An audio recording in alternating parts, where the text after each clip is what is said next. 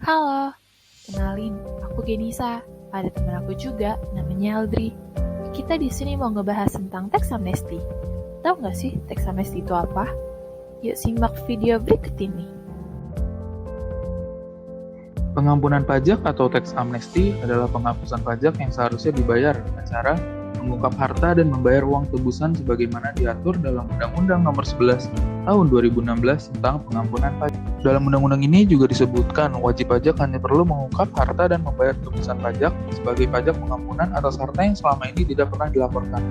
Jadi, tax amnesty adalah sarana bagi pemerintah untuk meningkatkan pendapatan dari pajak serta kebutuhan wajib pajak. Tujuan umum tax amnesty adalah meningkatkan penerimaan negara dari pajak dengan mendekati para wajib pajak agar wajib pajak menyimpan uang mereka di negara-negara soka pajak dapat mengalihkan keuntungannya ke dalam negeri. Ada 3 tujuan yang menjadi target pelaksana tax amnesty di Indonesia. Pertama, meningkatkan likuiditas domestik, penurunan suku bunga, dan investasi, dan perbaikan nilai tukar rupiah melalui pengalihan harta. Kedua, mempercepat reformasi perpajakan. Dan yang ketiga, meningkatkan penerimaan negara dari pajak.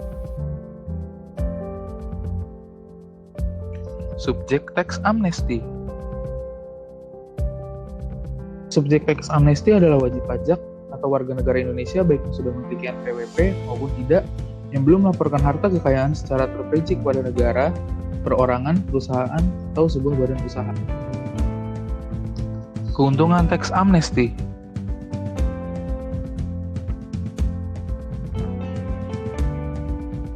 Keuntungan tax amnesty penghapusan pajak untuk semua pajak berutang serta terbebas dari pemeriksaan data atas kekayaan yang dimiliki.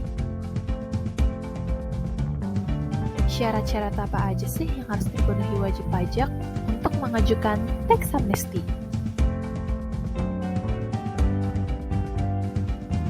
Memiliki NPWP, membayar uang tebusan, lunasi seluruh tunggakan pajak, melunasi pajak yang tidak atau kurang dibayar, menyampaikan SPT PPh terakhir. Bagaimana cara mendaftar sebagai peserta tax amnesty? Pertama, wajib pajak datang ke kantor pelayanan pajak. Kedua, wajib pajak mengisi surat pernyataan harta dan membayar uang tebusan. Yang ketiga, wajib pajak menyerahkan bukti bayar uang tebusan dan surat pernyataan harta. Lalu yang terakhir, wajib pajak mendapatkan surat keterangan atau SK.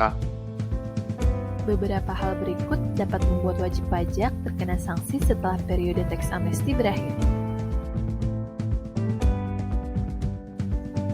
Laporan palsu, sanksi 200% untuk penemuan harta dengan cara manipulatif, penemuan harta yang tidak dilaporkan dari wajib pajak yang tidak.